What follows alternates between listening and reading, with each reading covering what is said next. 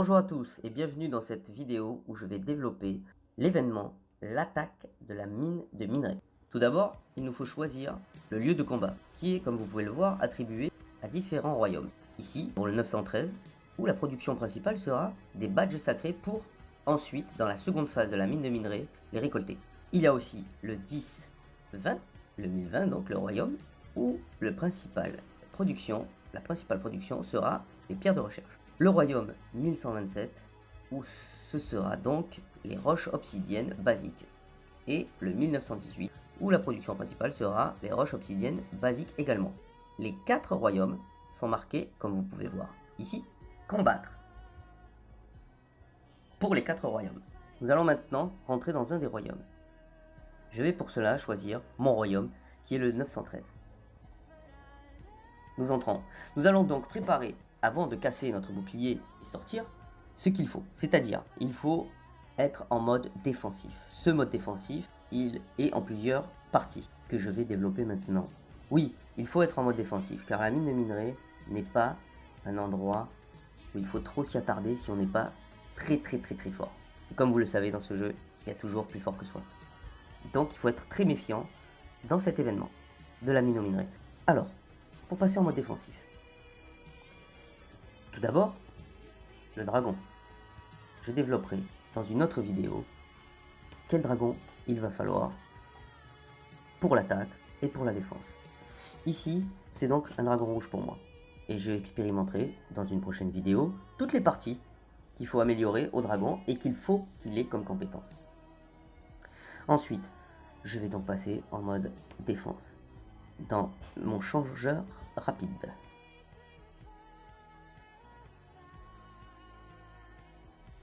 Voilà, le changement d'équipement est effectué.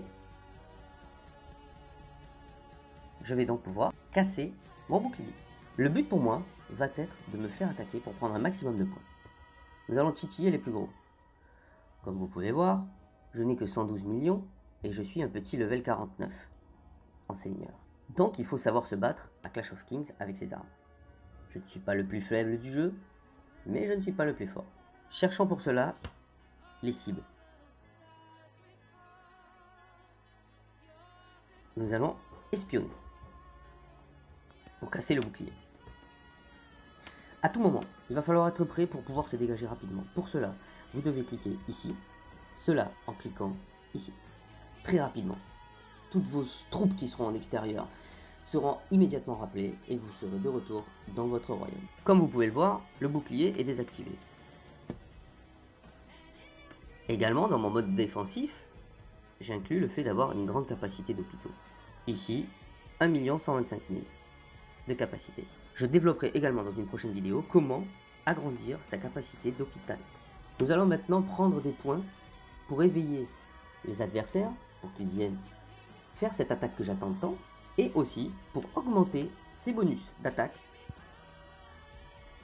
Exemple.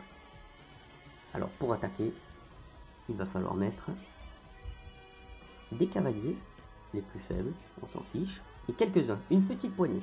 On n'ait pas peur de les perdre, car on va voir si justement il y a du monde ou pas dans ce point. Sinon on le prendra sans perdre de troupes, et si on en perd, eh bien ça ne sera pas très grave. Donc je choisis en priorité les cavaliers. Ah, lui s'est fait attaquer, ça approche. Même chose. J'ai un rapport de combat pour le premier point. Ok, donc cela veut dire qu'il y a du monde dans ce point. Maintenant, il est au courant que je suis là. Un autre point. Ils sont très présents, hein, ça se sent. Donc ça va pas tarder à arriver sur moi. Donc, petite astuce. Il faut regarder sa puissance pour pouvoir vite agir. Sans rentrer dans le rapport détaillé. Si on voit qu'on prend un grand shoot sur sa puissance, par exemple moi je suis à 112 millions et je passe d'un seul coup à 93 millions de puissance, ça veut dire que j'ai souffert, que l'adversaire est coriace par rapport à moi. Et il faudra donc vite sortir. Quitte à revenir plus tard dans la mine aux minerais, ce n'est pas grave. Un autre combat qui était arrivé, qui est réussi ce coup-ci, il n'y avait que 75 petits soldats, c'était des quoi ça? Ouais, voilà. Donc là, il avait 75 de level 6, level 10. Vu le rapport, il n'est pas très fort, il est en dessous de ma puissance. Il est où? Hop, on peut le regarder, il est là. D'accord, ils sont tous là. Il y a l'artillerie lourde. Ça va arriver. Alors par contre, quand il y a des gros comme ça, qu'on n'est pas sûr de soi, que c'est vraiment puissant en face, s'il y en a un qui arrive seul, ok, on l'attend, on prend les points. Si par contre on voit qu'il y a un ralliement qui se dessine avec plusieurs gros levels en face, il vaut mieux sortir avant d'attendre la défense. Les troupes, une fois en défense, c'est bon, le point est pris, on peut rappeler, hein, on n'est pas là pour garder les points de toute façon, on n'est pas là pour garder les points, on est là justement pour prendre des points, c'est pas pareil.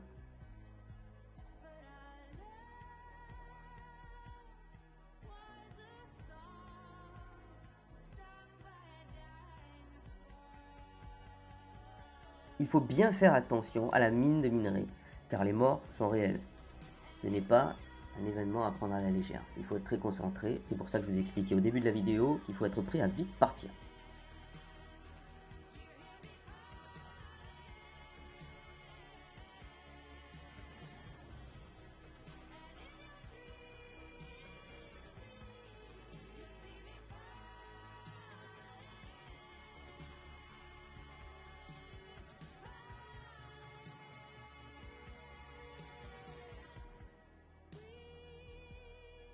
Plus on prend des points, le but de la mine de minerai est de prendre des points pour gagner cette mine justement.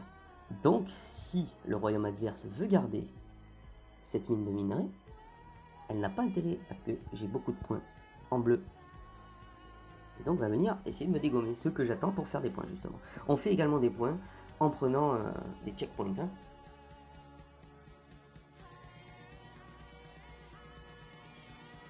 Mon collègue a dit ok, il va être méfiant. Et je vous conseille aussi d'être très méfiant à cet événement. Je le répète, j'insiste, parce qu'on peut y perdre gros si on n'est pas vigilant. Mais par contre, il y a de belles récompenses dans cet événement et je vous conseille vivement de le faire avec mes conseils sur la défensive, prêt à partir, des hôpitaux importants pour pouvoir couvrir ces blessés que nous n'ayons pas de pertes sèches.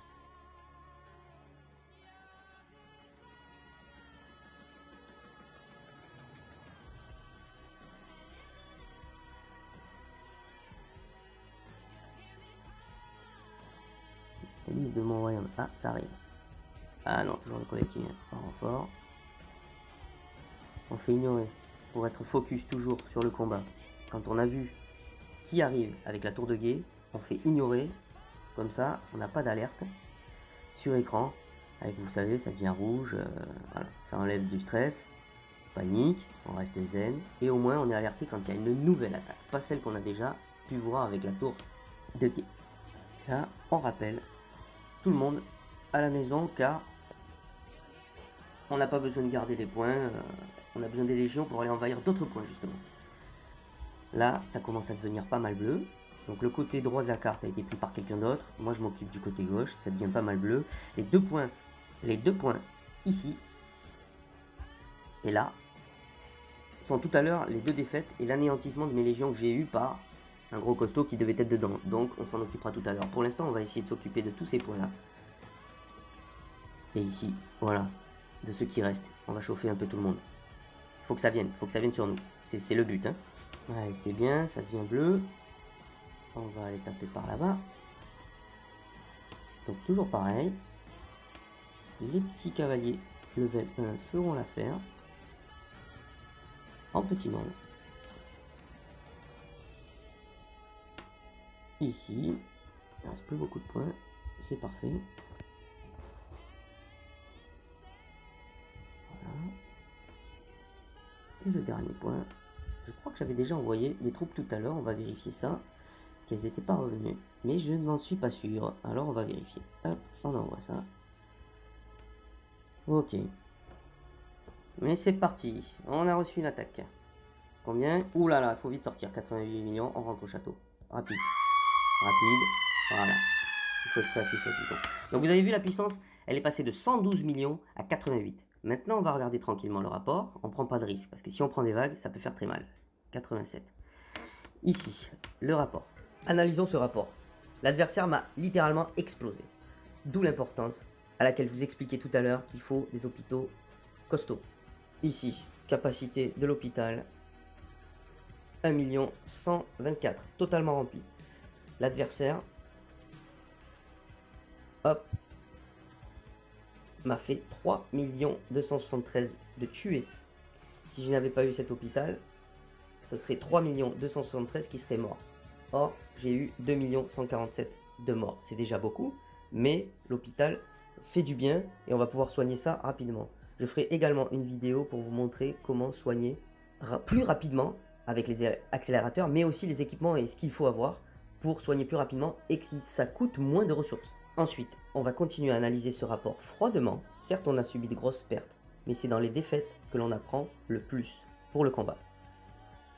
Je vais donc à la suite de mon rapport. Donc on peut voir hein, les statistiques, il est vraiment très fort. En dégâts de cavalerie, il a 119. En dégâts infligés cavalerie, 54 et 17. En dégâts reçus par la cavalerie, moins 17. Je vous donne là les taux les plus importants à regarder dans un rapport. Le bonus d'attaque des cavaliers, 1023. En défense, 644 pour les cavaliers. Et la santé, 324. Je vais donc regarder et analyser. Il avait des belles troupes, hein, toutes P6 évidemment, avec des condors qui font énormément de dégâts. Alors, il faut voir que dans mes pertes, j'ai évidemment les petits niveaux. Donc, soldat level 1, 2, 3, voilà, donc ça grossit le chiffre de pertes. On peut voir que en level... Pardon. On peut voir que en level 12, les guerriers sauvages ne perdent pas beaucoup. Seulement 28 000 morts. Les pitiés, seulement 53 000. Les pitiés level 9, 53 000 morts. Les cavaliers level 10 également, pas beaucoup de morts. Et une belle efficacité. En fait, regardez bien. Les Pégases qui sont forts en attaque, défensivement, ils sont nuls. Ils se font exploser. Donc ça, c'est à considérer dans la construction de ces soldats en mode défensif, en mode attaque. Des vidéos suivantes pour étayer tout ça. Voilà.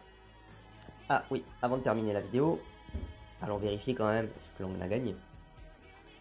Donc, on rentre dans le château. On va sur l'attaque de la mine des minerais et on affiche les récompenses. Voilà. Donc, 11 859 points. C'est dommage, les 15 000 points ne sont pas atteints pour le 5e coffre.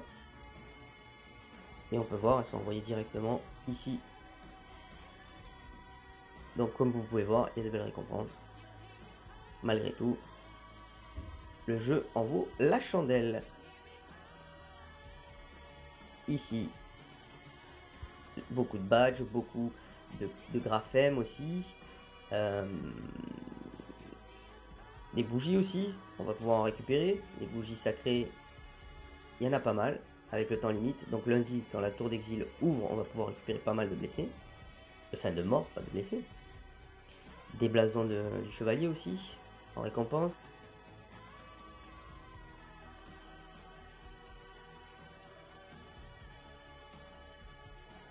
Je vous remercie d'avoir suivi cette vidéo, j'espère qu'elle vous aura été d'un précieux enseignement. Et je vous retrouve très vite pour de prochaines vidéos sur Clash of Kings.